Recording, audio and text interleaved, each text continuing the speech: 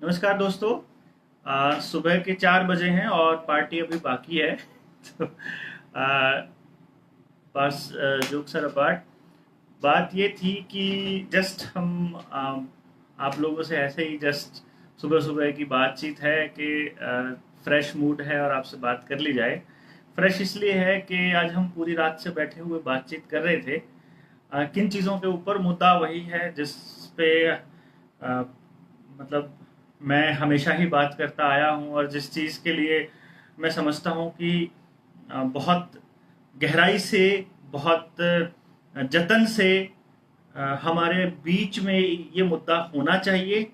समाज के अंदर ये डिस्कशन जारी रहना चाहिए। तो कुछ कुछ क्या, एक पेरेंट्स हैं मेरे पास, 2 बच्चे हैं उनके, इशप्रीत और हरमन। और शाम को 8:30 बजे के करीब ये पहुंच गए थे और हम तब से बैठे हुए थे और चर्चा चर्चा में हमें पता ही नहीं चला।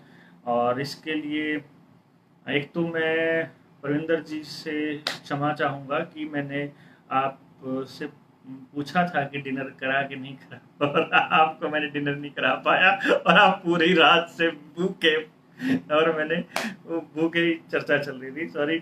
तो क्योंकि बातचीत जो है ये एक ऐसा मुद्दा है, बच्चे और उनकी एजुकेशन, उनका करियर, उनके लिए जो कंसर्न होते हैं माँ बाप के, जिसको हम नज़रअंदाज नहीं कर सकते। और आज के दौर में जब हर तरफ एक ही चिंता है कि क्या होगा हमारे बच्चों का और किस रास्ते वो जाएंगे, रास्ता कोई नज़र आ नहीं आ रहा है, ऊपर से ऑनलाइन एजुकेशन, बहुत डिफ़िकल्ट है ये डिसाइड करना कि किस रास्ते जाएं।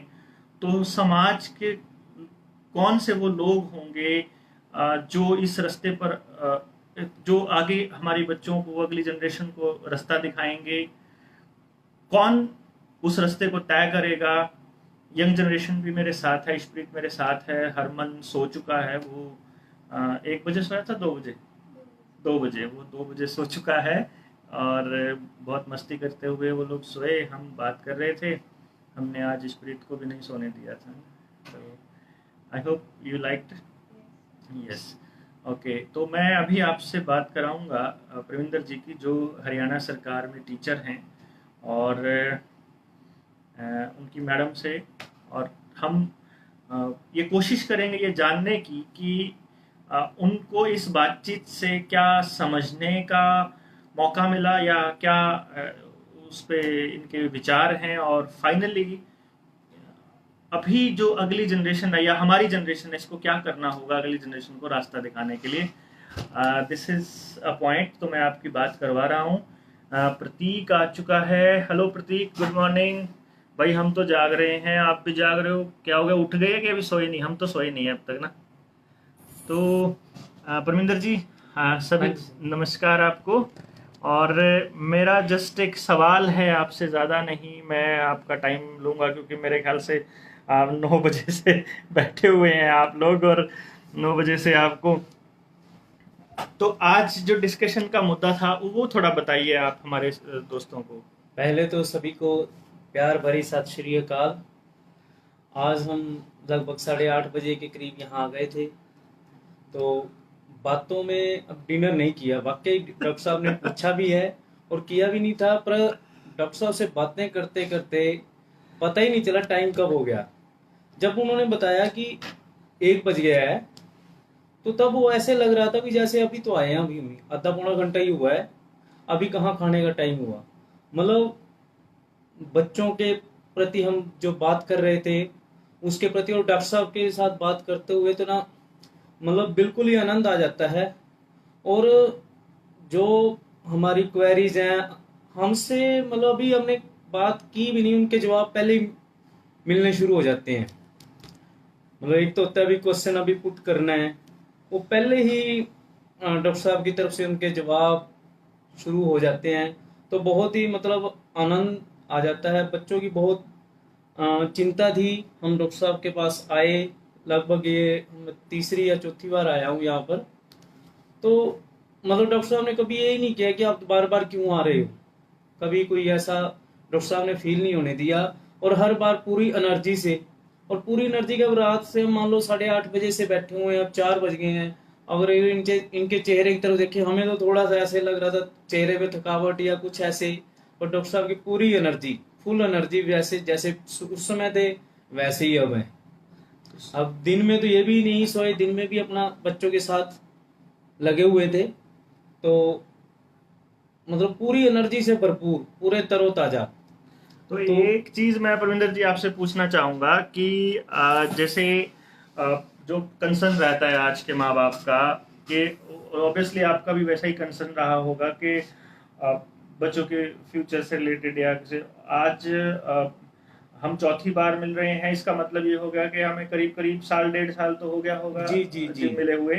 तो इस साल 1.5 साल के समय में आप, जब आप यहाँ आए थे, उससे पहले की आपकी सोच, चाहे वो पेरेंटिंग को लेकर हो, चाहे एजुकेशन को लेकर हो, चाहे बच्चों के करियर को लेकर हो, उसमें और आज की सोच में, फिर आपकी सोच के साथ साथ आपके घर के माहौल में, आपके बच्चों के साथ जो आपकी रिलेशनशिप थी उसमें कितना कुछ चेंज आया, वो हम जानना चाहेंगे। प्रथम तो ये है कि हमें पता ही नहीं था हम पेरेंट्स को बिहेव कैसे करना है। हमें तो अपने आप को ऐसे ही समझते थे भाई हम जो कर रहे हैं बहुत बढ़िया कर रहे हैं, परंतु डॉक्टर साहब के पास आकर ऐसा लगा कि हमें, हम कहाँ हैं, हम तो कहीं भी स्टैंड नहीं करते। हम बच्चों को जान ही नहीं पाए, हम अपनी इच्छा थोप रहे थे बच्चों के ऊपर। भी हम सोच रहे जो हम चाह रहे हैं भी बच्चे वैसे ही करें। देखो एज ए टीचर क्लास में भी अपने आप को समझते थे भी बच्चों को हम पढ़ा रहे हैं, बहुत बढ़िया तरीके से पढ़ा रहे हैं। मतलब जैसे मेरे पास तीसरी क्लास तक भी बच्चे ना इंग्लिश की बुक भी पढ़ने शुरू हो गए थे। अपनी क्लास कक्षा की बात कर रहा हूँ, 20 के बच्चे थे, 20 के 20 बच्चे डेली आते थे, और तीसरी क्लास में भी इंग्लिश भी पढ़ लेते थे सारे के सारे बच्चे। तो अब मैं अपने आप को सोच रहा था भी मैं तो बहुत अच्छा टीचर हूँ, और टीचर अच्छा हूँ तो बच्चों को भी, अपने बच्चों को एजुकेशन भी अच्छी दूंगा, तो मैं बहुत अच्छा पेरेंट्स, जो पिता का रोल है बहुत अच्छा निभा रहा हूँ। परंतु डॉक्टर साहब से जैसे बात हुई तो थोड़ा सा हमें लगा कि हम बच्चों के ऊपर, हम ना चाहते हुए भी अनजाने में, जाने अनजाने में कह लो कि अपनी इच्छा थोप रहे हैं। भाई इच्छा थोप रहे हैं मतलब बच्चों को समझ नहीं रहे। बच्चे जो चाहते हैं बच्चों को खुला छोड़ना, बच्चे को एकदम बेटा पढ़ ले, हर समय बेटे पढ़ ले, बेटे पढ़ाई तेरे वास्ते अच्छी है, मतलब ऐसी बातें करना, चलो मोटिवेट करना, किसी और तरीके से मोटिवेट, कहानी सुनाकर या कैसे भी मोटिवेट करते रहना। परंतु असल में क्या है कि बच्चों को उनके ढंग से, उनके ढंग से करने के लिए उनको खुला छोड़ा जाए, वो चीज अब समझ में आ रही है। और इसका इफेक्ट मेरे क्लासरूम में भी पड़ा है। बच्चों को भी, क्लास के कक्षा के बच्चों को भी समझने लग गए हूँ भी। अब हर किसी, अब बच्चा हर कोई विलक्षण है, हर बच्चे में अपनी अपनी प्रतिभा छुपी हुई है। हर बच्चे को अलग मानकर ही उसके साथ बिहेव करना होगा। तो कोई बच्चा, हम जैसे कहते हैं अभी ये तो बच्चा नालायक है, वाकई नालायक कोई बच्चा नहीं होता। ये तो हम कहने को है नालायक, बच्चे को माहौल नहीं दे पाए हम। बच्चों को अगर वही माहौल दिया जाए, कोई बच्चा नालायक नहीं। और नालायक तो हम इस हिसाब से, अगर बच्चों को नहीं माहौल दे पा रहे हैं तो नालायक हम हैं। तो मैं मैडम से बात करना चाहूँगा, आपको मतलब कैसा लगा कि इस काउंसलिंग के बाद, कि ये काउंसलिंग कितनी इम्पोर्टेंट है और कितनी बढ़िया या खराब, मतलब एनीथिंग जो भी आपका मन कहे। सबसे पहले सबको सत श्री अकाल। और मेरे को डॉक्टर साहब से मिलके बहुत अच्छा लगा। बच्चों के बारे में ये जो सोचते हैं हम उनके पास कभी नहीं सोच सकते। इनके पास बैठते हैं, पूरी रात निकल जाए, पूरा दिन निकल जाए, हमें टाइम का 1 मिनट का भी पता नहीं चलता। कहाँ पूरी रात चली गई, कहाँ दिन चला गया। मुझे तो बहुत अच्छा लगता है। और इवन कि हम पूरी पूरी रात बैठे रहते हैं और इनसे बात करते रहते हैं, ना ये थकते और ना हम थकते, और ना खाने पीने का किसी चीज का कुछ ध्यान नहीं रहता। बहुत अच्छा लगा है मुझे ये, जहाँ तक सोचते हैं कर हम, हमारे में कुछ चेंजेस भी आए हैं इनसे बात करके। काफी 1-1.5 साल हो गया हमें इनसे मिलते। ये हमें भी गाइड करते हैं, बच्चों के साथ ऐसे करना है, वैसे करना है, व्यवहार ऐसा करना चाहिए। तो हमें पता चलता है, ये जैसे बातें बताते हैं भाई बहुत अच्छी लगती है कि हाँ ठीक है, हम ही गलत थे, हमें ऐसे करना चाहिए था बच्चों के साथ। बाकी आगे देखो। तो अगला सवाल मैं आपसे पूछ रहा हूँ कि क्या आपको कभी इस बातचीत के दौरान या बातचीत के बाद क्या कभी आपको ऐसा महसूस हुआ कि काश हम बच्चों से पहले मिलते, मतलब डॉक्टर साहब से पहले मिलते, या मतलब मुझसे कि क्या आपको ऐसा लगा कि जैसे मैं माँ बाप को ये बोलता होता हूँ कि मेरे पास जो आने की सबसे बेस्ट एज है वो 3 साल है, तो क्या हम, अगर आप मान लो जब हमारे बच्चे 3 साल के होते या 4 साल के होते और आप उस पॉइंट पे, क्योंकि पहले क्या होता था, आज से 10-12 साल पहले की बात बताता हूँ मैं आपको, कि जब मैं माँ बाप को ये बोलता था कि मैं 3 साल की उम्र के बच्चे के बारे में आपको बता दूंगा, तो वो ये बोलते थे 3 साल का बच्चा तो कुछ बता ही नहीं सकता है। वो नहीं बता सकता है, मैं बता सकता हूँ, मैं माँ बाप को रिकॉर्ड करके देता हूँ। तो जब आपके बच्चे 10th क्लास के बाद हो गए तो माँ बाप, आमतौर पे जो पेरेंट है ना, वो ये सोचते हैं कि यार ना 10वीं में हो जाएगा तब सोचेंगे कि आगे कौन सा सब्जेक्ट लेना है, और तब तक हम उसे वो चीज़ें कहीं एक्सपोजर ही नहीं दे पाते जिन चीज़ों के लिए एक्चुअली वो बना था।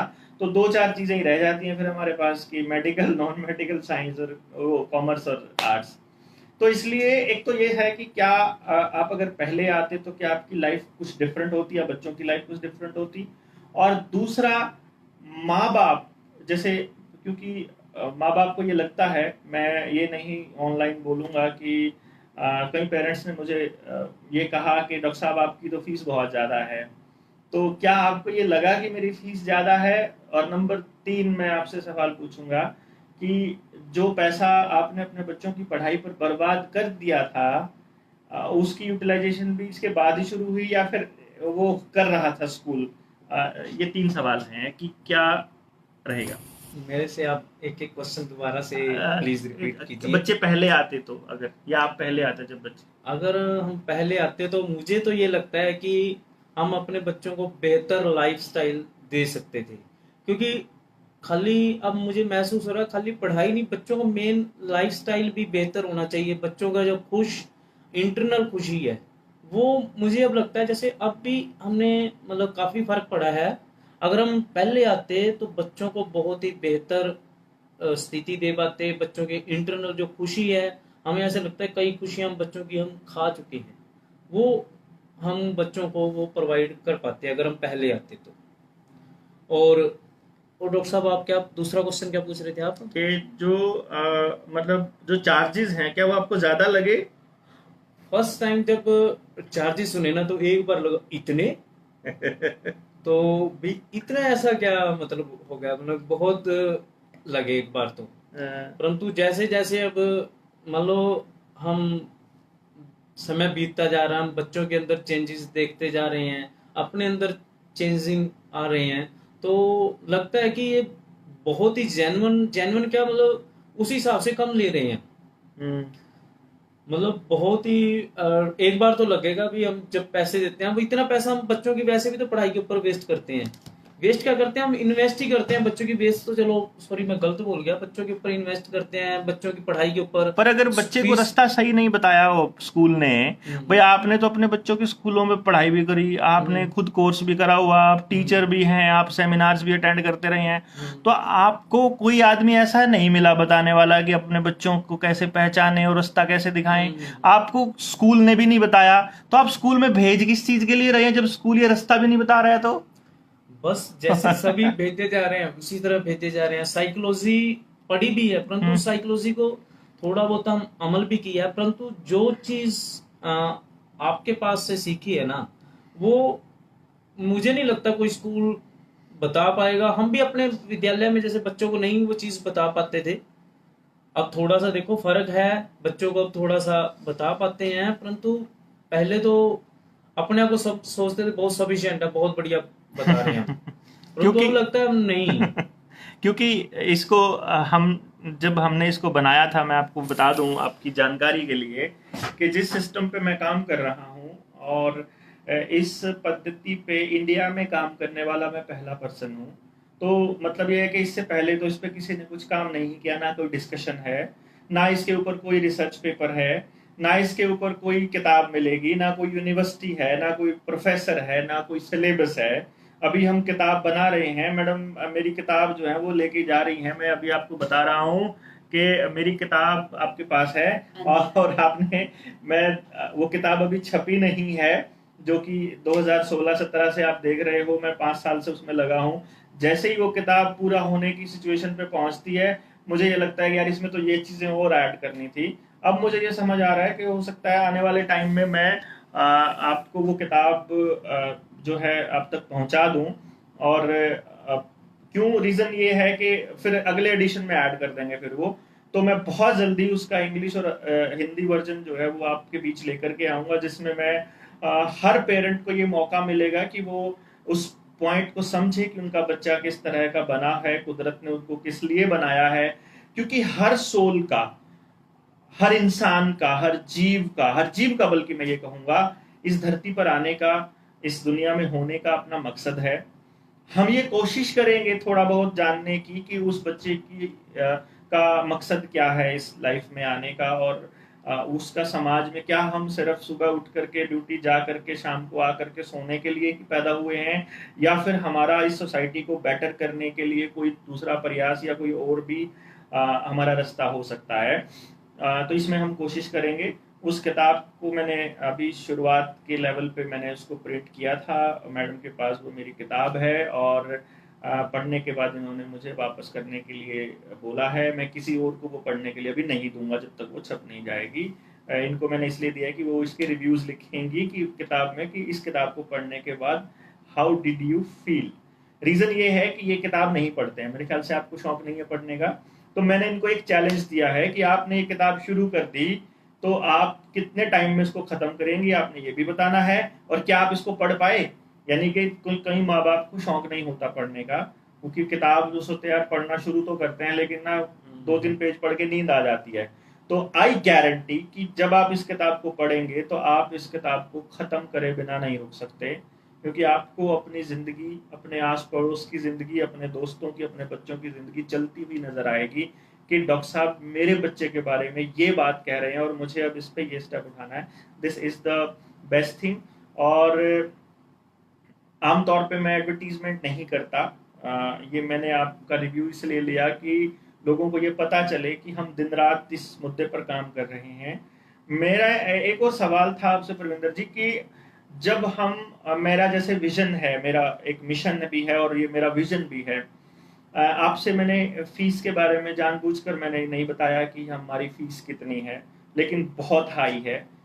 आम आदमी जो है वो उसे पे नहीं कर सकता मेरे चार्जेस, अपॉइंटमेंट के जो चार्जेस हैं। इसीलिए मेरा जो क्लाइंट है या अमेरिका से आता है, इंग्लैंड, ऑस्ट्रेलिया, कनाडा, बाहर से आता है, या फिर बड़े शहरों से आता है, या फिर बहुत अवेयर पेरेंट होता है वो आता है सिर्फ मेरे पास, और मैं इसीलिए ऐड नहीं करता हूँ। मेरा ये सपना है कि हमारे गांव के जो सरकारी स्कूल हैं, तो मैं इसके लिए प्रधानमंत्री से भी मिला था 2015 में, जब उन्होंने प्रधानमंत्री कौशल विकास योजना शुरू की थी। अपने गांव के सरपंच से लेकर एमएलए, एमपी, मंत्री, शिक्षा मंत्री, मैंने कोई नहीं छोड़ा जिससे मैंने इस टॉपिक पर बात ना करी हो। मैंने उनको बोला कि मेरे पास एक ऐसी टेक्निक है कि हम हर बच्चे के बारे में अर्ली स्टेज पे पता लगा सकते हैं, उसको उसी तरह का एनवायरनमेंट दे करके हम 10वीं क्लास से पहले हम उसे वो बना सकते हैं, या उसको उस दिशा में एक रास्ता दिखा सकते हैं जो उसका पैशन ही उसका प्रोफेशन बन जाए। लेकिन यकीन मानिए, क्योंकि लोगों को नहीं पता, क्योंकि लोग नहीं जानते कि उनके बच्चों के लिए ऐसा पॉसिबल है, इसीलिए वो उनसे डिमांड नहीं करते, और इसीलिए सरकारों को कोई इंटरेस्ट नहीं है किसी भी के लिए करने का। इसीलिए मैंने 2016 में अपना कोचिंग इंस्टीट्यूट बंद करके, मैं आपको बता दूं मैं भी सरकारी स्कूल में टीचर था, इसीलिए छोड़कर आया था नौकरी कि सरकारी सिस्टम जो है वो हमें काम नहीं करने दे रहा था, और मेरे पास इसका सोल्यूशन था कि 100% एम्प्लॉयमेंट बेस्ड एजुकेशन सिस्टम कैसे तैयार किया जा सकता है। उस सोल्यूशन को लेकर के मैं अधिकारियों के पास भी गया था, उनके पास उसका कोई सोल्यूशन नहीं था। फिर उसके बाद मैं उसे लेकर के लोगों के बीच गया और देखा लोग उस वक्त तैयार नहीं थे। चंडीगढ़ में आके मैंने इसका प्रैक्टिकल किया, क्लासरूम कंडीशंस में सबसे डफर बच्चों का मैंने एक चैलेंज प्रोग्राम दिया था, आपको यूट्यूब पे मिल जाएगा, doctor Dev's challenge programme from lowest scorer to the highest achiever, जिसमें हमने 20 स्कूलों से 20 बच्चे लिए थे, एक स्कूल से एक बच्चा, उस स्कूल का सबसे डफर बच्चा, और जिसको सिस्टम कहता था डफर, मैं नहीं कहता, मैं कहता हूं वो यूनिक होता है, यूनिक है बच्चा, लेकिन जिसको सिस्टम ने डफर कहा, हमने उन बच्चों को तैयार किया। 1 साल के बाद हर बच्चा अपनी क्लास का टॉपर था। फिजिक्स, केमिस्ट्री एंड मैथ्स में 100 आउट ऑफ 100 स्कोर किया था, ऑन रिकॉर्ड वो सब कुछ है। और फिर हमने ये बताया था सोसाइटी को कि अगर आपके बच्चे बहुत नंबर लेने लग जाएं तब आपके पास क्या सोल्यूशन है। सोल्यूशन तो है नहीं है, क्योंकि आपके पास ना इतने रिसोर्सेज, ना आपने शुरुआत की। तो मैंने इसी विजन के साथ और इसी मिशन के साथ 2016 में अपना इंस्टीट्यूट बंद कर दिया था। बंद करने के पीछे एक लॉजिक ये भी था कि देखिए, आप सोचिए, कोचिंग से बढ़िया धंधा आज के टाइम पे नहीं है। मुझे नहीं लगता कोचिंग से ज़्यादा पैसा किसी भी बिजनेस में आप मिल सकता है। और कोचिंग को बंद करना का पर्पज़ ये था कि मैं गांव जा करके गांव के लोगों के लिए काम शुरू करेंगे और हम गांव के लिए एक ऐसा एजुकेशन सिस्टम तैयार करेंगे जिसमें 100% एम्प्लॉयमेंट पॉसिबल हो। और वो सिर्फ और सिर्फ सरकारी स्कूल के लिए शुरू करने का प्लान था। प्राइवेट स्कूलों के लिए हम चार्जेस लेते हैं, सरकारी स्कूलों पे वो पैसा खर्च होता है। अभी तक मैंने 5 साल के इस पूरे प्रोसेस में सेविंग्स नहीं करी हैं, और मैं आपको फिर से बताता रहता हूँ, बार बार ये बात बताता रहता हूँ कि हमारा पर्पस है कि जो हमारे पास अर्निंग होती है उसको किसी तरह से हम उसमें कन्वर्ट कर सकें कि कैसे हम इस 100% एम्प्लॉयमेंट वाली एजुकेशन को शुरुआत करेंगे। तो मेरा सवाल आपसे ये है परविंदर जी, इतनी सारी बातें कहने के बाद, कि अगर सरकारी स्कूलों में ऐसा प्रोविजन हो जाए कि बच्चों के टैलेंट का भी अर्ली स्टेज में पता चल जाए और उन्हीं के स्कूल के अंदर या गांव के आसपास उनके रोजगार, यानी जो उनका टैलेंट है उस टैलेंट के हिसाब से रोजगार अवेलेबल हो जाए, तो क्या एक नई क्रांति का आगाज या एक नया भारत का उदय हो सकता है, एक नया मतलब सवेरा आ सकता है बच्चों के मामले में? ये मेरा सवाल है, क्योंकि आप टीचर हैं इसलिए। बिल्कुल आ सकता है। देखो, हर बच्चे को रोजगार मिल जाए, जो कि आज के टाइम में असंभव लगता है, क्योंकि अब काफी बच्चे जो है रोजगार ना मिलने की वजह से नशे की तरफ आकर्षित हो रहे हैं या चोरी डकैती की तरफ जा रहे हैं। यानी कि हमारे समाज के ऊपर थोड़ा सा इफेक्ट तो इस रोजगार का, जो बेरोजगारी है, इसके ऊपर पड़ रहा है। अगर ये चीज हो जाती है तो बहुत ही बड़ी क्रांति होगी, और ये दुनिया में मैं कहूँ सबसे बेहतरीन कदम होगा अगर ऐसा होता है तो। मैं आप लोगों से रूबरू होता हूँ। बेहतरीन कदम इसलिए होगा, आपको मुश्किल और देखिए, मुझे लगता है कि असंभव इसलिए लगता है क्योंकि हमने इस दिशा में कभी सोचा नहीं है और हमारे देश में इस तरह पे प्रयास नहीं हुआ है गांव के लेवल पे। लेकिन गांव में इतना बेरोजगार युवक बैठा हुआ है ऑलरेडी। अगर उसको ट्रेंड करके, अगर सरकारी स्कूल के हर बच्चे का हमें पता हो कि इसके पास ये टैलेंट है और हम उसको उसी दिशा में गांव की मदद से हम एनवायरनमेंट प्रोवाइड करें, तो 5-7 साल में हम एक ऐसा सिस्टम तैयार कर सकते हैं कि वहीं से उस टैलेंट को ही इकोनॉमिक मॉडल में कन्वर्ट किया जा सकता है। और मैं इस पे बहुत जल्दी, हमने कुछ गांव अडॉप्ट किए थे, 2019 में काम शुरू किया था। 2020 में हम कुछ गांव के अंदर सेकंड फेज में भी एंट्री कर गए थे, लेकिन 20 की मार्च में हमने 1 मार्च को हमने शुरुआत करी और सेकंड फेज की, और 22 मार्च को जो है वो लॉकडाउन लग गया था। तो ये हमारे लिए सैड स्टेट ऑफ अफेयर था। लेकिन अभी इशप्रीत को नींद आने लगी है दोबारा से। हम इशप्रीत की तरफ रुख करते हैं अपनी बात का, और हम इशप्रीत से पूछते हैं, इशप्रीत, आपका एक्सपीरियंस कैसा रहा इस पूरे प्रोसेस में? अगर हम ये जानना चाहें तो क्या आपके पेरेंट्स जो कह रहे हैं कि हमारी सोच में फर्क आया, थोड़ा बहुत फर्क आया कि काफी आया, कि आपको क्या लगता है कि क्या इस प्रोसेस को कंटिन्यू करना चाहिए या अभी ऐसे ही बात हो रही है? Ishpreet, hello everybody, Ishpreet here. जोर से।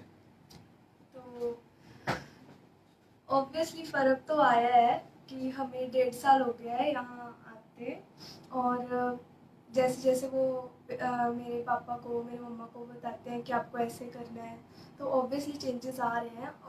एंड ऑफ कोर्स मेरे में भी चेंजेस आ रहे हैं कि अगर वो मेरे को बताते हैं कि देखो ऐसे करना है तो तेरी पढ़ाई में फ़र्क पड़ेगा, तेरे को ये सब्जेक्ट चूज़ करना है तो तू ये करेगी, आगे इस फील्ड में तू जा सकती है, तेरा ये चीज़ ज़्यादा है तो तू ये करेगी। तो ऑब्वियसली मैं अगर बात मानती हूँ उनकी तो फ़र्क पड़ता है, और अगर नहीं इम्प्लीमेंट करती तो भी फ़र्क पड़ता है, पर वो नेगेटिव साइड में फ़र्क पड़ता है। तो इससे बहुत चेंजेस आ रहे हैं और इनफैक्ट इतने चेंजेस आ रहे हैं कि एक अच्छी लाइफ हम जी सकते हैं। और पढ़ाई सब कुछ नहीं होती, ये तो मैंने अंकल से सीखा है, पढ़ाई सब कुछ नहीं होती लाइफ में। बहुत अच्छे। तो हाँ, परमिंदर जी कुछ कहना चाहेंगे? जी, मैं ये कहना चाहता हूँ कि अ, सबसे बड़ी बात डॉक्टर साहब का कोऑपरेशन लाजवाब। अब देखो, जरूरत हमें है, हम मान लो एक बार फीस जो थी डॉक्टर साहब की पे कर चुके हैं, तो उसके बाद हमें कुछ प्रॉब्लम बच्चों के रिगार्डिंग कुछ आ रही है, डॉक्टर साहब से पहली कुछ मुलाकात आपकी कितने घंटे की थी? पहली मुलाकात भी लगभग 6-7 घंटे की तो थी। 6-7 घंटे हमने पहली मुलाकात में बात किया, दूसरी मुलाकात में भी 5-7 घंटे। सवेरे 3 बजे गई थी। हाँ जी। उस टाइम सेकंड मुलाकात में भी हम रात को 8 साढ़े 8 पहुंच गए थे और सुबह 3 बजे 3:30 सुबह 3 बजे गए थे उस दिन भी। हाँ जी। तो और तीसरी मुलाकात भी हमारी 4-5 घंटे हाँ की जी, थी। हाँ जी। और आज चौथी मुलाकात भी हमारी 9 से 4 की हो गई, तो कितना हो गया? 4 और 3 7 घंटे की आज हो गई ना। हाँ जी। इसके अलावा जब भी हमें मान लो कुछ प्रॉब्लम आई, हमने जैसे डॉक्टर साहब को व्हाट्सएप किया, वॉइस मैसेज छोड़ा, तो डॉक्टर साहब कहते हैं कि मेरा उधर जब भी चक्कर लगेगा तो मैं आऊँगा। ये इवन यानी कि जैसे मान लो दिल्ली की तरफ जा रहे हैं या करनाल जा रहे हैं, इस तरफ हमारा शावल मारकंडा से हूँ मैं, जब भी इनका चक्कर हुआ 2 दिन में, 4 दिन में, 1 हफ्ते में, मतलब अपने आप ही घर आ जाते थे। और जो भी मतलब बच्चों के लिए कुछ बच्चों से बात करनी है या हमसे करनी है, तो इन्होंने वहां के भी सोल्यूशन किया। बड़ा मतलब वो लगा कि मान लो डॉक्टर साहब के पास तो फीस चलेगी, अब इनको मतलब क्या है कि कहते भी बस भाई आ जाओ, वहाँ काम है तो आप आ जाओ, वहां पर आपको जरूरत है, चलो अगर मैंने कमिटमेंट कर रखी है आपके साथ तो आप वहां आ जाओ ना। वो चीज नहीं है, मतलब डॉक्टर साहब की तरफ से ऐसा कुछ नहीं है। अगर जा रहे हैं रास्ते में और बाई चांस से हमारा फोन भी आ गया ना, उस टाइम गाड़ी भी मोड़ के साथ भी आ गए हैं, तो इसके लिए मैं डॉक्टर साहब का बहुत बहुत धन्यवाद करता हूँ। मेरे को ऐसे लगता है कि जैसे कोई भी काम रुक गया, जैसे बच्चों के रिगार्डिंग कुछ भी पूछना है, कुछ करना है, तो हम इनसे पूछते हैं आप कब आओगे, कल परसों, जैसे भी ये टाइम देते हैं मैं आऊंगा, तो मेरी वेट हो जाती है जल्दी आए और ये सोल्यूशन बस ये हो जाना है उनके आने के बाद, मुझे ऐसा लगता है। तो ये देखिए क्या होता है कि जब आप एक मिशन पे चले हैं तो आपको ना आप दिन रात देख सकते, ना आप थक सकते, ये अलाउड नहीं है। मुझे तो थकना अलाउड फिलहाल नहीं है, मुझे ऐसा लगता है। और मेरा सपना ये है कि मेरे हरियाणा के गांव ऐसे हों कि वहाँ एक भी बच्चा बेरोजगार ना हो, और हम ये पॉसिबल है, ये कर सकते हैं। और जुलाई के 15 तारीख के बाद मैं जैसे अभी मेरे एक दोस्त हैं जो फेसबुक मेरे फ्रेंड हैं, जिनका नाम मैं जोगिंदर है, शायद सांगवान, शायद वही होंगे। हाँ, जोगिंदर सांगवान जो है, उन्होंने एक सवाल पूछा है कि आप अपनी फीस बता दीजिए डॉक्टर साहब के, आपकी कितनी फीस है। तो मैं आपको बता दूं कि फीस जो है, मैंने ये एक मिशन बनाया है कि हरियाणा को मैं बिजनेस पर्पस के लिए इस्तेमाल नहीं करूंगा। बहुत हद हो जाएगी और आपके बच्चे को बहुत ज़्यादा ज़रूरत है तो मैं अर्ली आपको बुलाऊंगा। पॉसिबल नहीं है मेरे लिए, मेरी अपॉइंटमेंट की जो वेटिंग है वो 2 साल की है, तो मैं नहीं दे पाऊंगा आपको टाइम। 2 साल की इसलिए है क्योंकि मैंने एक बहुत लिमिटेड टाइम रखा है अपनी फैमिली के लिए, अपने बच्चों के लिए, जो मैं इनकम के लिए इस्तेमाल करता हूँ, जो खर्चे के लिए पैसा चाहिए होता है, और बाकी का जो टाइम है मैं किसी ना किसी गांव में लगाता हूँ, और जिसमें रिसोर्सेज और पैसे और टाइम सब कुछ फ्री ऑफ कॉस्ट देता हूँ। तो अपने गांव के लिए आप अरेंजमेंट कर सकते हैं, मुझे आप बुला सकते हैं, गांव के लोगों को बुलाइए, इकट्ठा कीजिए, उस पर बातचीत करेंगे, आप इसको शेयर कीजिए लोगों तक। आपके गांव में हम इस पूरे के पूरे सिस्टम को फ्री ऑफ कॉस्ट इंस्टॉल करेंगे सरकारी स्कूल के लिए। लेकिन मेरी शर्त एक होती है, उसके अंदर सिर्फ एक ही शर्त होती है कि एक तो हमें गांव के लोगों से बात करके उनकी सोच पे काम करना पड़ेगा, पहले गांव का यूथ ही गांव को बदलेगा, और तीसरी कंडीशन ये होती है कि गांव के सबसे गरीब आदमी से शुरुआत करेंगे हम, क्योंकि जो अमीर आदमी है और जो कर सकता है अपने बच्चों के लिए कोशिशें, वो तो ऑलरेडी भी कर रहा है। कोई शहर में शिफ्ट हो गया है, कोई अपने बच्चों के लिए भाई ट्यूशन इस्तेमाल कर रहा है, कोई दूसरा। तो गांव में जो सरकारी स्कूल इसलिए हमने चूज किया कि हम सबसे गरीब आदमी से शुरू करेंगे, गांव के ही लोगों की मदद से हम इसमें करेंगे। हम पैसे का ट्रांजैक्शन नहीं रखते हैं। ये मेरा एक मिशन है जिसको मैं लेके चला हुआ था, और पहले मैं इसको चलाया, फिर 1 साल लॉकडाउन लगा। लोगों को मैंने शुरू में भी बोला था कि ये सब कुछ जो है बर्बादी के लिए कर रहा है नरेंद्र मोदी, नहीं समझ में आया उनको, तो भैया 1 साल वेट कर लिया, अब हो गया। अब आने वाले वक्त में आपके बच्चों का नंबर है। मैं एक बात अभी भी मैं बात कर रहा था परमिंदर जी से कि 1,44,00,000 करीब 1.5 करोड़ बच्चा हर साल +2 करता है। तो 2020, 21, 22, 23, 24, 2024 के चुनाव मई में हैं, मार्च में एग्जाम हो जाते हैं। मार्च 2024 तक आपके पास 7.5 करोड़ बच्चा ऐसा हो जाएगा जो 18+ का होगा, जिसकी वोट बनेगी, जो सारा पॉन देख के बड़ा हुआ है, जो सारा ऑनलाइन एजुकेशन के नाम पे सब कबाड़ के मतलब सीख के बड़ा, जिसने कुछ नहीं सीखा है। ऐसे ऐसे ऐसे बच्चों को लेकर के वो सरकार बनाएगा। इन लोगों की मदद से उस वक्त वो इंटरनेट के इतने आदी हो चुके होंगे, जिनकी हर क्लिक को एनालिटिकल उस पार्ट पे जांच करके देख रहे हैं कि ये आपकी एक क्लिक हो जाती है, कहीं पे आपको याद होगा वही ऐड आनी शुरू हो जाती है। इतना एनालिसिस होता है आपके हर क्लिक का। तो यानी आपके बच्चों को टारगेट कर रहे हैं। आने वाले वक्त में जो इनका रिकॉर्ड है अमित शाह और नरेंद्र मोदी का, कि ये जिस तरह से देश के अंदर जो अव्यवस्था और अराजकता फैलाने की कोशिश कर रहे हैं, कि आपके बच्चों की जिंदगियों को बर्बाद करने का प्लान है, स्ट्रेटजी है, ये आप समझ जाइएगा इसको। तो मेरा ये मानना है कि अगर आप अपने बच्चों को, यूथ को बचाना चाहते हैं, अपने अपने गाँव में मीटिंग्स हम लोग अरेंज शुरू करेंगे। अब हम इस लॉकडाउन को मानना बंद कर दिया है गाँव ने, और अब हम निकलेंगे। तो 15 जुलाई के बाद या फिर अगस्त में किसी भी दिन, या अगस्त में हम डेट फिक्स कर लेंगे। और आप अपना व्हाट्सएप जो है, मेरे व्हाट्सएप पे मैं नंबर लिख देता हूँ, यहाँ लिख दीजिए जिसके पास मेरा नंबर हो, 9518170000। आप लिख दीजिए कि ये नंबर है, इस नंबर पे व्हाट्सएप कर दीजिए अपने गांव का नाम, अपना नाम, और बोलिए कि इस मिशन को हमने शुरू करना है अपने गांव में। फिर जब मैं साइकिल यात्रा शुरू करूंगा तो मैं आपके गांव को इंक्लूड कर लूंगा, और फिर हम वहां पे गांव के लोगों से बात करेंगे उस पे। फिर उसके बाद अगले स्टेप पे हम लोग चलेंगे। बात किए बिना हम नहीं कुछ कर पाएंगे। पर्सनल अपॉइंटमेंट के लिए भी आपको मेरे व्हाट्सएप पे ही व्हाट्सएप करना पड़ेगा। सोशल मीडिया पे मैं और कोई बातचीत इस पे नहीं करता। आप मुझे वहाँ व्हाट्सएप कर दीजिए, मैं उसको वहाँ पे वॉइस मैसेज भेज के आपको रिप्लाई कर दूंगा। कॉल आपने नहीं करनी है, केवल व्हाट्सएप करना है, वॉइस मैसेज भेज दीजिए जो बात कहनी है, मैं भी आपको रिप्लाई कर दूंगा, क्योंकि पूरा दिन कहीं ना कहीं बातचीत में हम लोग बिजी रहते हैं। तो परमिंदर जी, मैं इन्हीं शुभकामनाओं के साथ आपसे आपको थैंक यू बोलूँगा, क्योंकि बहुत कम लोग होते हैं जो सोशल मीडिया पे आकर के अपने विचार इतना खुले तौर पे बताते हैं। मैंने ऐसे बहुत से पेरेंट देखे हैं जो करते हैं कई बार कि उनकी लाइफ बदली, लेकिन वो पब्लिक में जो है उसको स्वीकार नहीं करते हैं। और मैं क्योंकि इसीलिए मैं कभी भी किसी पेरेंट को उसी वक्त मैं नहीं कहता कि आप अभी बताइए, क्योंकि जब आप काउंसलिंग के बाद शुरुआत करते हैं, जब आप वो अपने बच्चों के ऊपर काम करना शुरू करते हैं और अपनी सोच में बदलाव लाते हैं, उसके बाद ही आपकी लाइफ बदलनी शुरू होती है। ये ऐसे कोई ऐसा बटन तो है नहीं कि आपने क्लिक किया और आपकी लाइफ जो है उसी टाइम बदलनी शुरू हो जाएगी। बहुत बहुत धन्यवाद। इन्हीं सब शब्दों के साथ मैं आप सबसे विदा लेता हूँ। Thank you very much.